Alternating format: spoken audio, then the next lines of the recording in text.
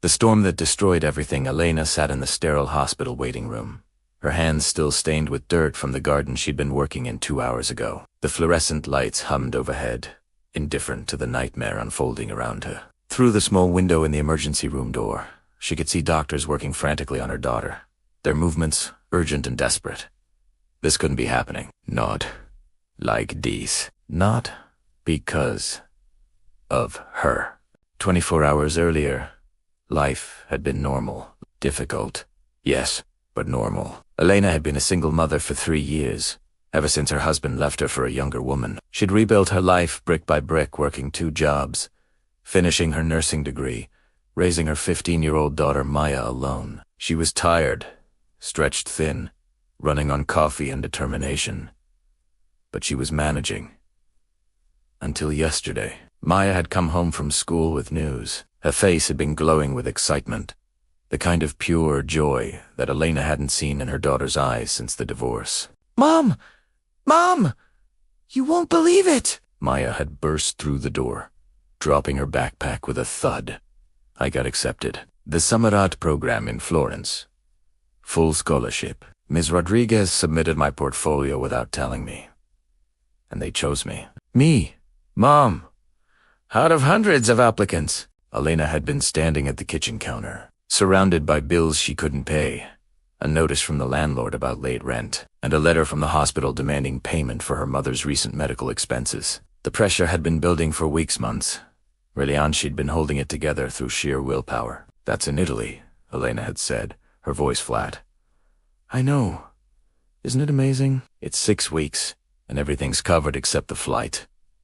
Ms. Rodriguez said there are fundraisers I can do, or maybe no." The word had come out harder than Elena intended. Maya's smile had faltered. "What do you mean? No!" "Mom, this is a once-in-a-lifetime opportunity. The scholarship covers tuition, housing, materials, everything. I just need—" I said no, Maya. Elena's voice had risen, the pressure inside her finding a crack. "Do you have any idea what I'm dealing with right now? Do you see these bills? We can barely keep the lights on. And you want to go to Italy? But Mom, the scholarship." "I don't care about the scholarship." Elena had slammed her hand on the counter, and Maya had jumped. "You're 15 years old?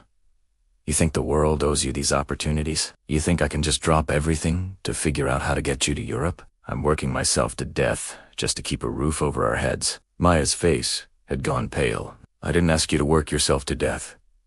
I didn't ask Dad to leave. I didn't ask for any of this." And that's when Elena had lost it completely. All the anger she'd been suppressing at her ex-husband, at her circumstances, at the unfairness of life came pouring out, and her daughter became the target. "You know what? You're just like your father. Selfish. Only thinking about what you want. Do you know what I've sacrificed for you? Do you have any idea what I've given up? My career, my dreams, my entire life revolves around you. And this is the thanks I get. You wanting more. Always more." The words had felt like acid coming out of her mouth, burning everything they touched. Maya's eyes had filled with tears. "I hate you," Maya had whispered. "I hate you so much." She had run to her room and slammed the door. Elena had stood there, breathing hard, her anger still hot in her chest. Part of her had wanted to go after Maya, to apologize. But the larger part, the exhausted, overwhelmed, angry part had felt justified. She'd told herself Maya needed to understand reality, that life wasn't about art programs in Italy, that someone had to be the adult here. She'd let her daughter cry alone in her room all evening. That night, Elena had lain in bed, replaying the argument. The anger had cooled, leaving behind the cold ash of regret. She'd been too harsh.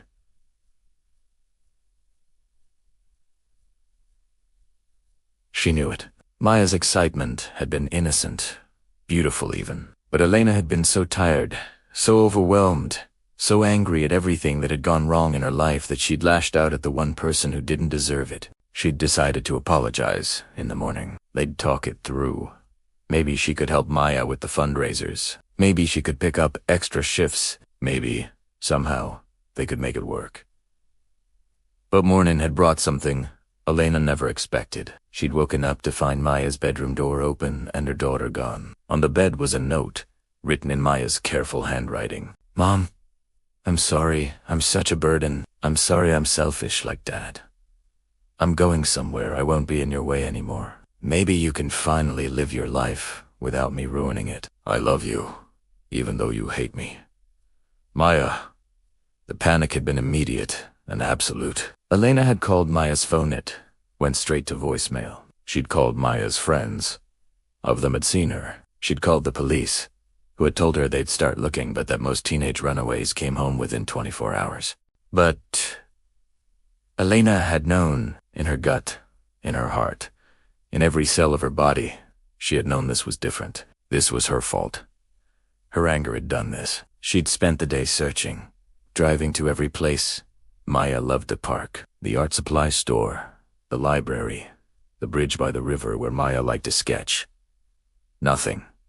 It was as if her daughter had vanished. Then, at 4:47 p.m., her phone had rung.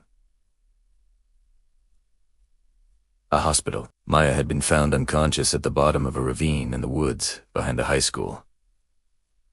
A jogger had heard crying and found her. She'd fallen or jumped the police, weren't sure. Head trauma. Internal injuries. Critical condition. Now Elena sat in this waiting room, drowning in a guilt so profound it felt like it might kill her. The doctors had said the next few hours would tell them everything. Whether Maya would live, whether she'd have brain damage, whether Elena would ever get the chance to take back those words. A nurse approached, her face professionally neutral. "Mrs. Torres, you can see her now." But only for a moment. Elena stood on shaking legs and followed the nurse through the doors. Maya lay in the hospital bed, tubes and wires connecting her small body to machines that beeped and hummed. Her face was bruised, swollen. She looked so young, so fragile. Elena took her daughter's hand, careful not to disturb the four. "Maya. Baby, I'm so sorry. I'm so sorry." Maya's eyes flickered open, unfocused and confused. "Mom, I'm here, sweetheart. I'm right here." "I'm sorry," Maya whispered, her voice barely audible. "I'm sorry I'm a burden." The words shattered what remained of Elena's heart. No, baby, no. You're not a burden. You've never been a burden. You're my whole world. I was angry, and I was wrong, and I said terrible things I didn't mean. Please, Maya, please know that I didn't mean any of it."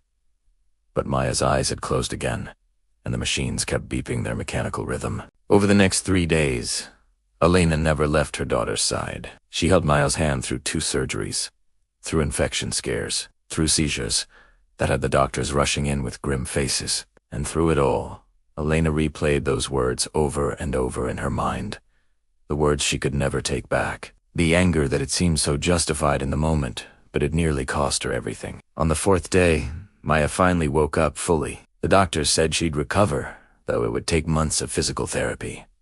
But she would recover. Elena would have her daughter back. When they were finally alone, Maya looked at her mother with tears streaming down her face. "I wasn't trying to kill myself, Mom. I just wanted to go somewhere to think. I fell. It was an accident." Elena pulled her daughter close, as gently as she could with all the tubes and bandages. "I know, baby, I know. And I'm sorry. I'm so sorry for what I said. You're not selfish. You're not like your father. You're beautiful and talented, and you deserve every opportunity in the world." "I don't need to go to Italy," Maya whispered. "Yes, you do," Elena said firmly. "We'll figure it out. We'll sell things. I'll pick up extra shifts. We'll do fundraisers. You're going to Italy, Maya. You're going to follow your dreams, because that's what parents are supposed to help their children do, not tear them down because they're having a bad day."